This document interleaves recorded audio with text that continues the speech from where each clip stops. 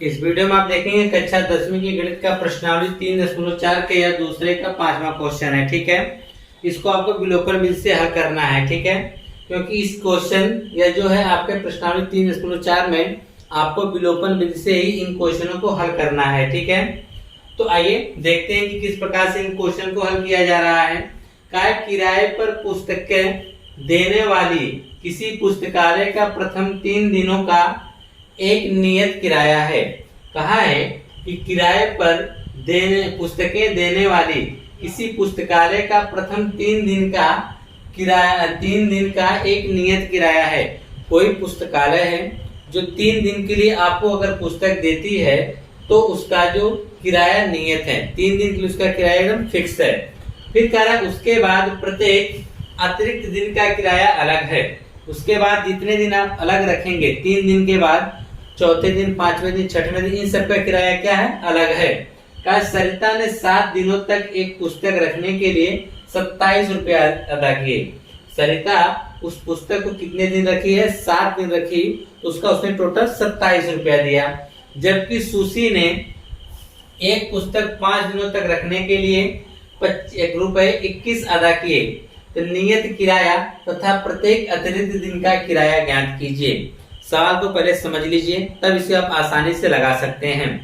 तो देखिए, कहने का क्या इसका मतलब है कि एक पुस्तकालय है, जो पुस्तकालय है वह किराए पर भी पुस्तकों को देती है। उस पुस्तकालय का यह नियम है कि पहले 3 दिन का किराया नियत है, पहले 3 दिन का किराया क्या एकदम फिक्स है। फिर उसके बाद जितने दिन अतिरिक्त आप रखेंगे पुस्तक, उसका किराया आपको अलग से देना पड़ेगा। तो सरिता जो है उस पुस्तक को एक लेती है, 7 दिनों तक अगर अपने पास रखती है तो उसको उसने टोटल 27 रुपए उसकी अदा किया। जबकि सुशी उस किसी और पुस्तक को वह 5 दिनों तक अपने पास रखती है और उसका किराया कितना देती है, 21 रुपए देती है। तो पूछ रहा बता दो नियत किराया तथा प्रत्येक अतिरिक्त दिन का किराया ज्ञात कीजिए। तो ना ही हमको नियत किराया पता है और ना ही प्रत्येक अतिरिक्त दिन का किराया पता है। दोनों चीजें हमको नहीं पता है। जब नहीं पता तो उसको मानो, जब मानेंगे तभी क्वेश्चन यह हल होगा। तो नियत किराया नहीं पता है तो लिख देंगे माना नियत किराया, माना नियत किराया।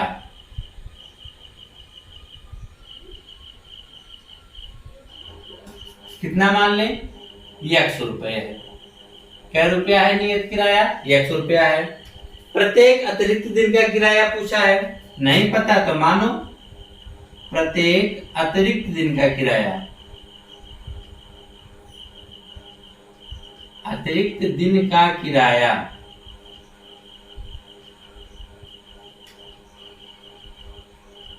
बराबर कितना मान लेंगे, Y रुपए है। नियत दिन का किराया हमने 21 माना है और प्रत्येक अतिरिक्त दिन का किराया कितना है, Y है। तो अब सरिता देखिए क्या कर रही है, इसको हम प्रथम शर्त का नाम दे देते हैं, प्रथम शर्त, यहाँ लिख देंगे प्रथम शर्त। प्रथम शर्त मतलब जो पहली कंडीशन इसकी है, सरिता ने 7 दिन तक एक पुस्तक रखने के लिए कितने रुपए अदा कर रही है, 27। अब आप जानते हैं ये जो नियत किराया है वह 3 दिन के लिए, कितने दिन के लिए, 3 दिन के लिए वह नियत किराया है। तो यहाँ पे आप लिख सकते हैं प्रथम 3 दिन का किराया, प्रथम 3 दिन का किराया, ठीक, जिसे आप नियत किराया भी कहते हैं। प्रथम 3 दिन का नियत किराया जो है वह कितना है, 100 रुपए है। ये जो नियत किराया है, यह कहा है ना कि पुस्तकालय का प्रथम 3 दिन का किराया क्या है, नियत है। यह 3 दिन का किराया तो नियत हो गया, ठीक है। अच्छा, 7 दिन तक वो पुस्तक को रख रही है तो 3 दिन का किराया कितना हमने मान लिया, X। तो बचे कितने दिन, 4 दिन के, लिखेंगे 4 दिन का किराया, 4 दिन का किराया। अब ये बताइए, 1 दिन का तो Y ले रहा है, तो 4 दिन बचे हैं, तो 4 दिन का कितना लेगा, 4Y लेगा। कितना लेगा, 4Y लेगा।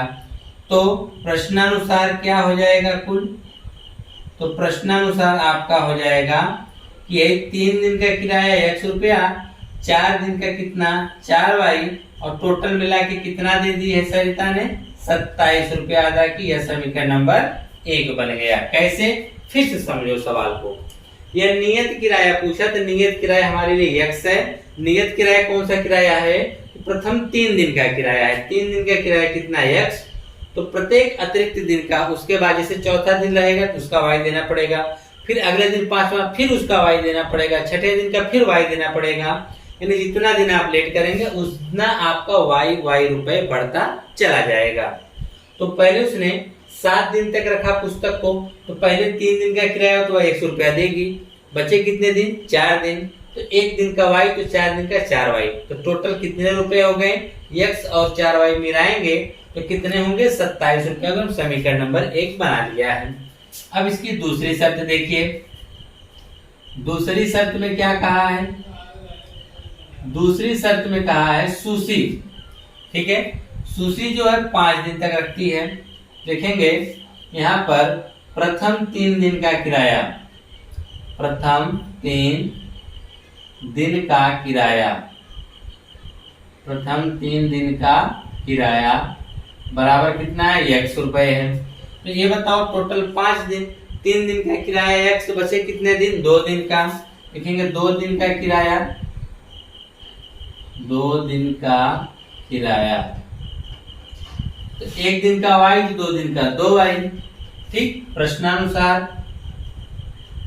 प्रश्न के अनुसार क्या हो रहा है कि 3 दिन का 100 रुपए, 2 दिन का y, तो मिला के कितना हो गया 3 2 5, 5 दिन का कितना रुपया 21 रुपया, 5 दिन का कितना 21 रुपया, समीकरण नंबर 2।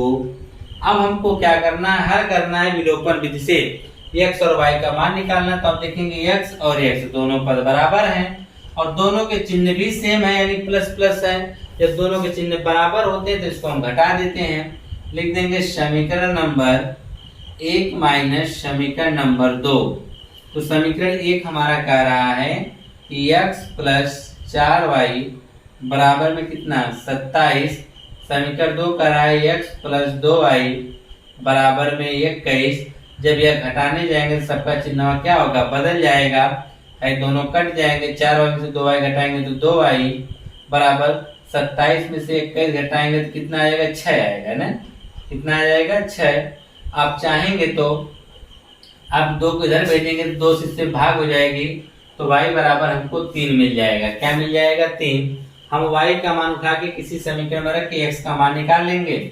तो हम रख देते हैं समीकरण 1 में y का मान, समीकरण 1 में रखने पर y का मान समीकरण 1 में रखने पर, तो समीकरण 1 में जब रख रहे हैं तो समीकरण 1 हमारा क्या है x प्लस 4y बराबर कितना 27, तो जाएगा x प्लस 4 गुणे y का मान 3 बराबर में क्या है 27, तो x प्लस 4 तिहाई 12 बराबर में 27, 12 को पक्षांतर कर देंगे तो x बराबर 27 माइनस 12, तो x बराबर आपका आ जाएगा 15। कितना आ जाएगा 15 आ जाएगा।